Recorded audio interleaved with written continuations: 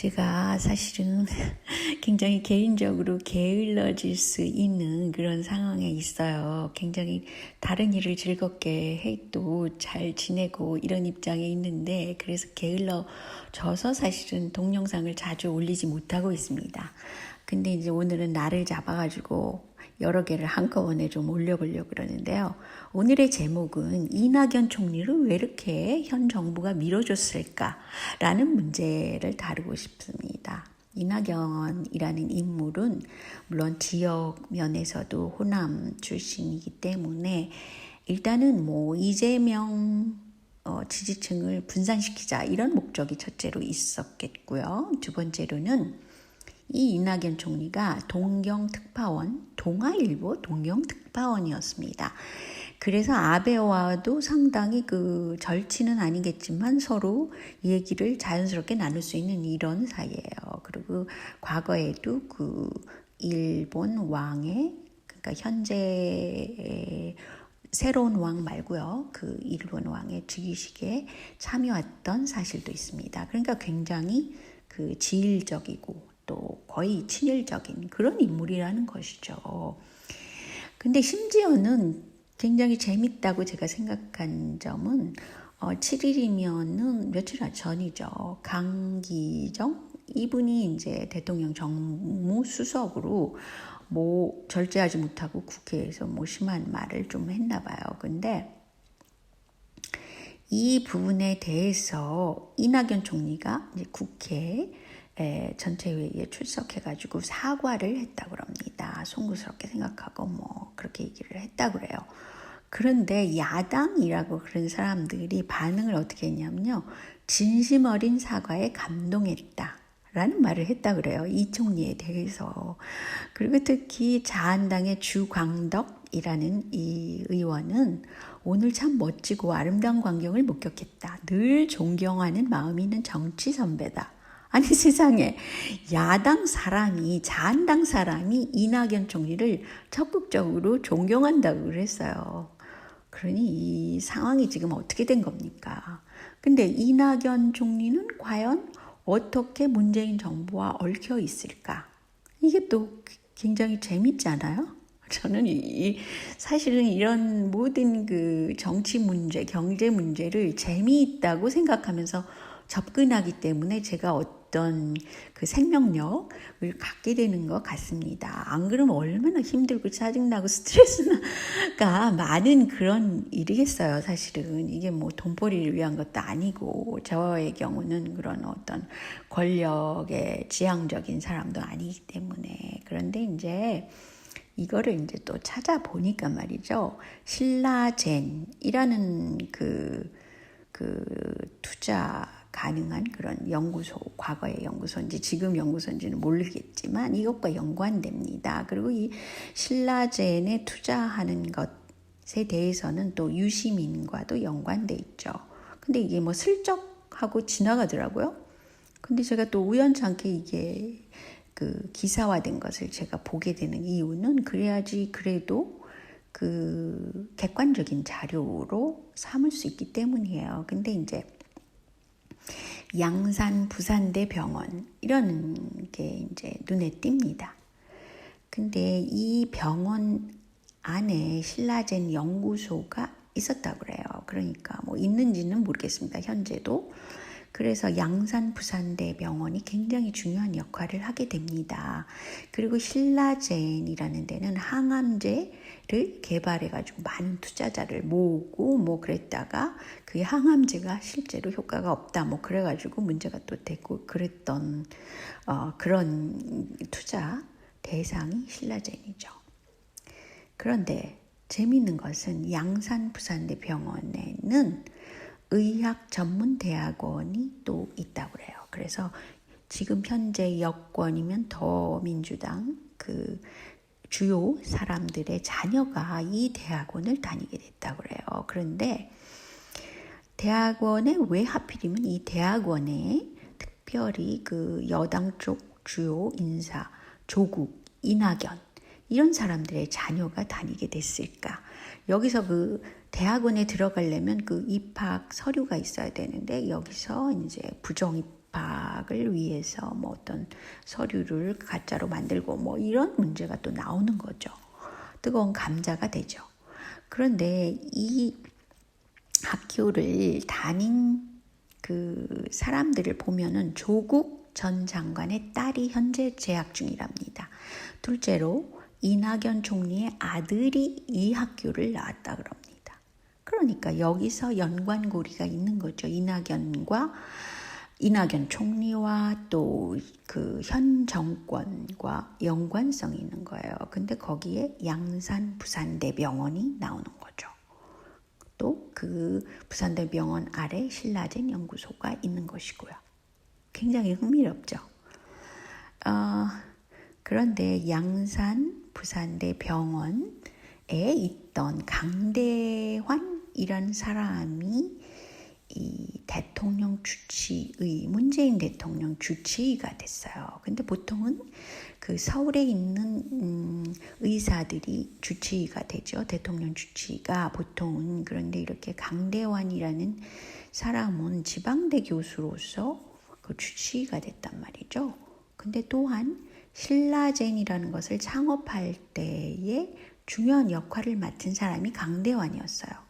그리고 주식 수유를 3만 주를 했다고 합니다. 그러니까 이 사람은 그 투자도 하면서 그런 그 신라젠 창업도 관여를 했고 또 지방대 교수이면서도 현재 문재인 대통령의 주치의라는 것이죠.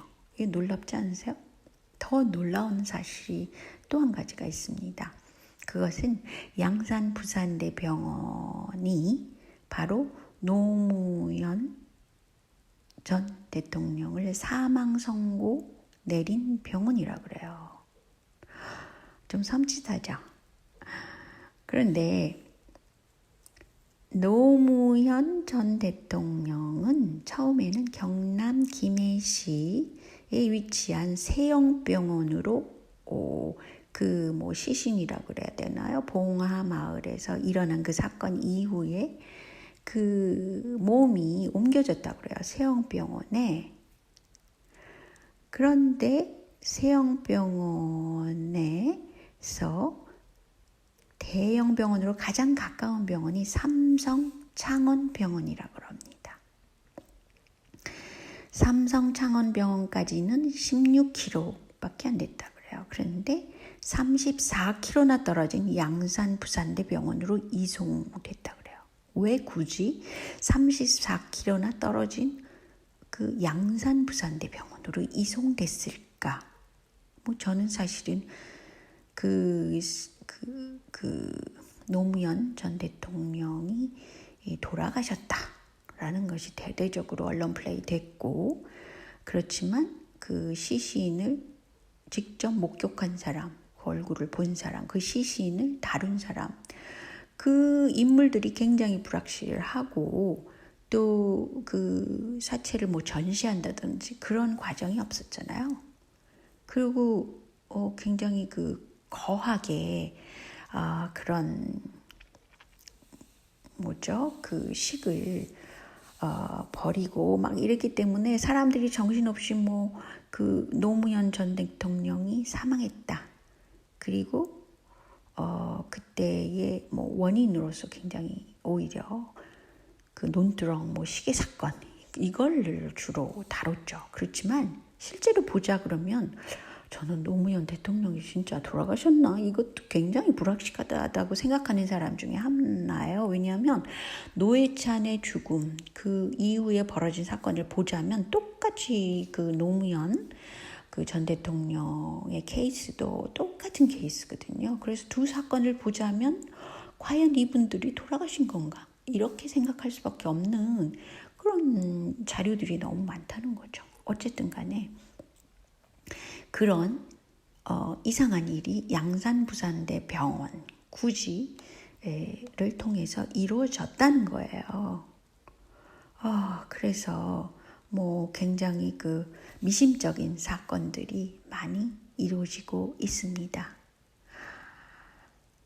그런데 그 유명한 유시민 작가인지 뭐 이사장인지 뭐라고 호칭해야 될지 모르겠지만 그 드루킹 사건 있죠. 드루킹 사건과 유시민과의 관계는 굉장히 밀접한데 유시민은 조사 대상도 되지 않고 있습니다.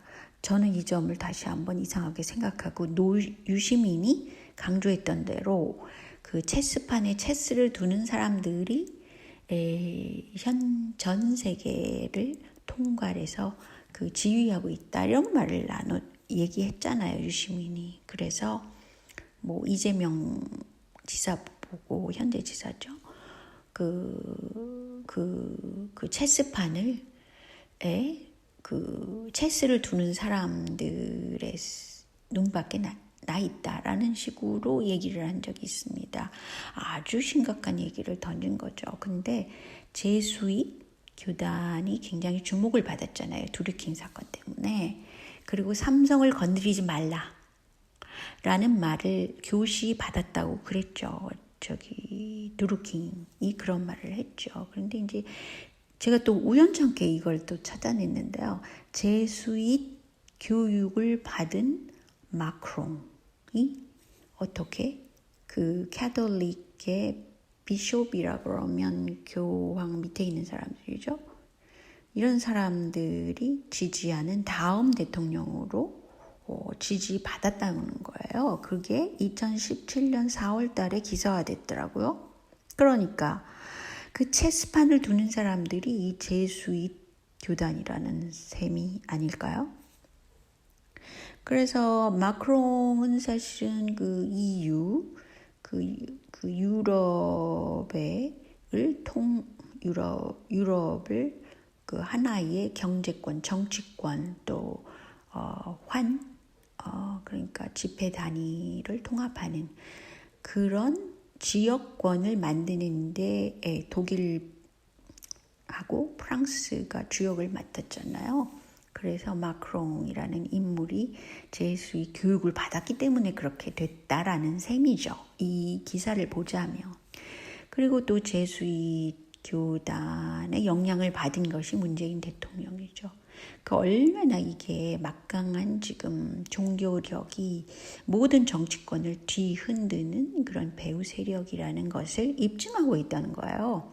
그래서 제가 유시민이 발언한 그 체스판 뿐 아니라 이런 구체적인 사례가 있기 때문에 지금 보여드리는 겁니다. 그래서 유시민이 그래도 솔직하게 그런 말을 했구나 라고 오히려 또 그런 생각을 하게 되더라고요. 근데 이제 프랑스의 정치판을 가만히 보면은 그 루브르 박물관 앞에 파이라는 제 기억으로는 파이라는 그 건축 그 중국계 그런 건축 디자인이 거기다가 피라미드를 만들게 됩니다. 유리로 된 것. 그것을 만드는 것이 이제 바로 EU에 진입하기 전에 그걸 만들게 돼요. 그 사회당 대통령이던 때에 그렇게 됐습니다. 그런 걸 보자면 민주당, 사회당 이런 쪽 계열들이 오히려 세계화를 추진하고 있다라는 결론에 이르게 된다는 거죠. 때문에 이 마크롱이 굉장히 현재 유럽 쪽에서 소위 말발을 내세우고 있죠. 근데 이제 프랑스라는 곳은 아프리카의 식민지를 가진 과거의 전력 때문에 굉장히 아프리카의 영향력을 가지고 있는 그런 나라이기도 합니다. 자, 오늘은 여기까지만요. 안녕히 계세요.